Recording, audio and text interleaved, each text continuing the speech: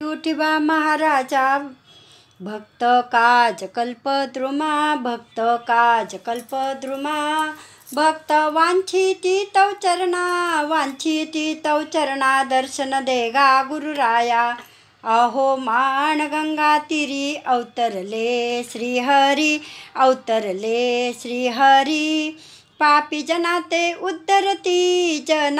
उद्धरती ऐसे पावन गुरुराया। तव चरणाचा बिंदू उद्धरी लभव सिंधू तव दर्शन